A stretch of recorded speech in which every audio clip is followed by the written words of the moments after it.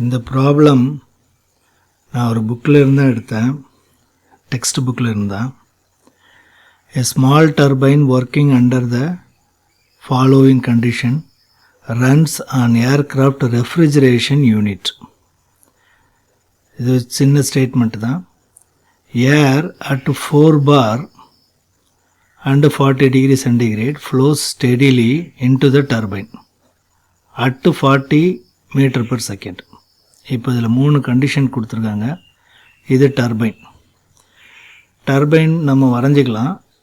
Suppose இது எனக்கு turbine எப்படி இருக்குன்னு தெரியல அப்படின்னா ஜஸ்ட் இப்படியே வரைஞ்சிக்கலாம், ஒன்றும் தப்பு கிடையாது. ஒரு பாக்ஸ் மாதிரி போட்டுங்க, இதுதான் டர்பைன். நம்மளை பொறுத்த வரைக்கும் இதுதான் டர்பைன். இந்த டர்பைனில் ஏரு உள்ளே போகுது, அதே மாதிரி ஏரு வெளியில் போகுது. இது எங்கே என்னன்னா நம்மளுக்கு தேவையில்லை. ஸ்மால் டர்பைன், இது ஒரு small turbine. Air at 4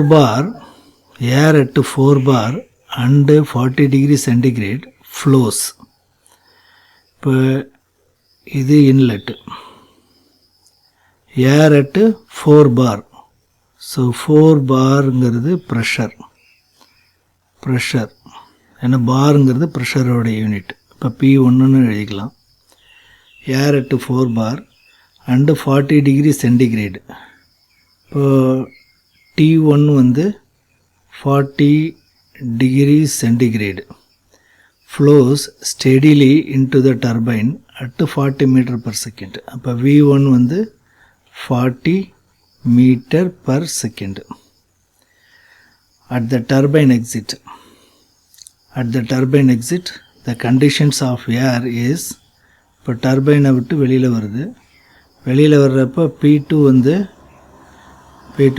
1 bar இருக்குது.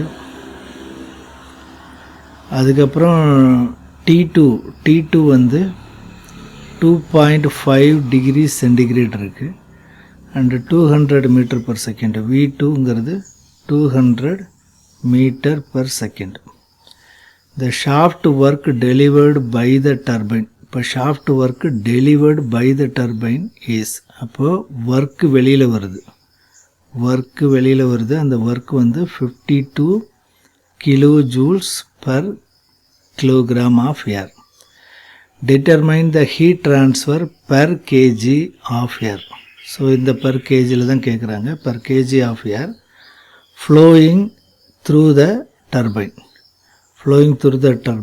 அப்படின்னு கொடுத்துருக்காங்க. அப்போ எவ்வளோ ஹீட்டு சப்ளை பண்ணியிருக்கோங்கிறாங்க. இதுவும் பர் கிலோகிராம் தான், பர் யூனிட் மாஸ் தான். இதுவும் பர் யூனிட் மாஸில் தான் கேட்குறாங்க. அதனால் ஸ்மால் லெட்டரை யூஸ் பண்ணிக்கலாம். இது எல்லாமே ஸ்மால் லெட்டர் யூஸ் பண்ணிக்கலாம். இந்த ப்ராப்ளத்துக்கு ஆன்சர் கொடுத்துருக்காங்க. நாம் இதை 2 மெத்தடில் பண்ணலாம். இப்போ மாஸ் ஃப்ளோ ரேட்டு கால்குலேட் பண்ணிவிட்டு அதுக்கப்புறம் ஸ்டேட் போஸ்டுலேட் அப்படின்னு சொல்லுவாங்கள்ல, அந்த P1 V1 that is equal to rho into RT1 அந்த ஃபார்முலாவை யூஸ் பண்ணி அதுக்கப்புறம் H1 H2 அப்படிலாம் கால்குலேட் பண்ணலாம். ஆனால் இதில் ஒரே ஒரு வேர்டு வந்து நம்மளுக்கு ஹிண்ட்டு, இதுதான் ஸ்டெடிலின்னு கொடுத்துருக்காங்க. இது ஸ்டெடி ஃப்ளோ ப்ராசஸ், அதாவது steady flow energy equation use பண்ணலாம். இப்போ ஸ்டெடி ஃப்ளோ எனர்ஜி ஈக்குவேஷன் என்ன அப்படின்னா E in that is equal to E out. E in equal to E out. இப்போ இதில் Q இன்னு ஒர்க்கு அவுட்டு, இது டர்பைன். ஸோ இதில் வந்து நம்மளுக்கு ஸ்டெடி ஃப்ளோ எனர்ஜி ஈக்குவேஷன் ஈஸியாகவே டெரைவ் பண்ணிடலாம். Q minus W that is equal to V2 square minus V1 square divided by 2 plus H2 minus H1 plus G Z2 minus Z1. இப்போ டர்பைன்ங்கிறது small டர்பைன்ங்கிறாங்க. அதோட இது ஒரு datum லைன்லேருந்து இதோடைய என்ட்ரியவும் இதோடைய எக்ஸிட்டோடைய ஹைட்டையும் நம்ம மெஷர் பண்ணோம்னா இது Z1 இருக்கும், இது Z2 இருக்கும். இது ரெண்டுமே ஈக்குவலாக தான் இருக்கும். அதனால் இதை 0 டேர்ம் கொண்டு வந்துடலாம். ஒர்க்கை கொடுத்துட்டாங்க, ஒர்க் ஆல்ரெடி கொடுத்துட்டாங்க. ஸோ Qங்கிறது இந்த ஒர்க்கு இந்த பக்கம் தள்ளிடலாம். W plus V2 square minus V1 square divided by 2.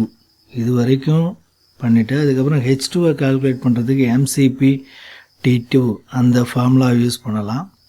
அப்படியும் இல்லையா, ஹெச்சுக்கு இன்னொரு ஃபார்முலா இருக்குது, U ப்ளஸ் P நியூ அப்படிங்கிற ஃபார்முலா இருக்குது.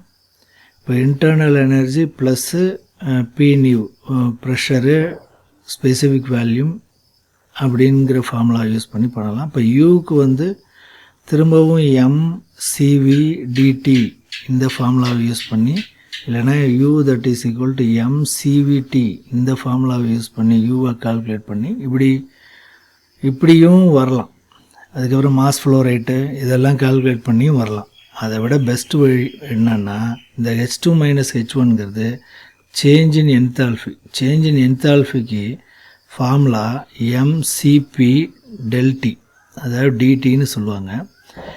இதில் யூனிட் மாஸுக்கு தான் கேட்குறாங்க. இது எல்லாமே யூனிட் மாஸுங்கிறதுனால இந்த M வராது. So delta H that is equal to CP டிடிங்கிற இந்த ஃபார்முலாவை டைரெக்டாகவே யூஸ் பண்ணிடலாம்.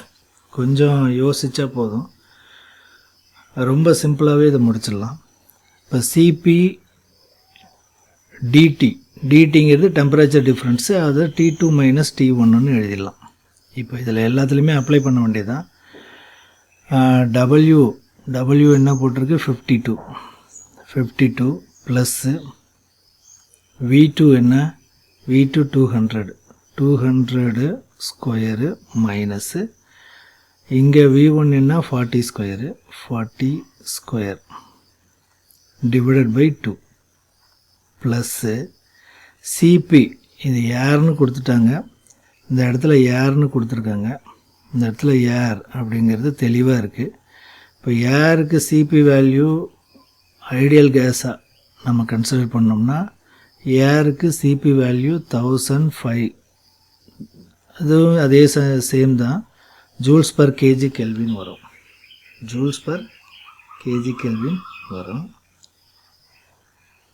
அதை இங்கே எடுத்து அப்படியே அப்ளை பண்ணிக்க வேண்டியதுதான். ஸோ கிலோ ஜூல்ஸில் தான் வேணும் அப்படின்னா கிலோ ஜூல்ஸில் அப்ளை பண்ணிக்கலாம். ஜூல்ஸில் இருந்தாலே போதும்னா ஜூல்ஸ்லேயே அப்ளை பண்ணிக்கலாம். ஸோ 1.005 கிலோ ஜூல்ஸ் வந்து நம்மளுக்கு கிடைக்கும். Kilo joules per KG kelvin அப்படி வரும்.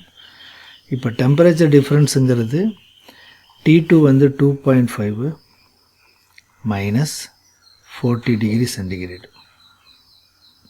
டெம்பரேச்சர் டிஃப்ரென்ஸில் கெல்வினுக்கு மாற்றி நம்ம டிஃப்ரென்ஸ் எடுத்தாலும் சேம் தான் வரும். அதனால் அதை அப்படியே வச்சிடலாம். ஸோ இதுக்கு ஆன்சர் போட்டிங்கன்னா இந்த ஆன்சர் வந்துடும். சப்போஸ் உங்களுக்கு ஆன்சர் வரலை, எனக்கு தப்பான ஆன்சர் வருதுன்னா எந்த இடத்துல மிஸ்டேக் பண்ணியிருப்பீங்கன்னு நான் சொல்கிறேன், அதை நோட் பண்ணிக்கோங்க.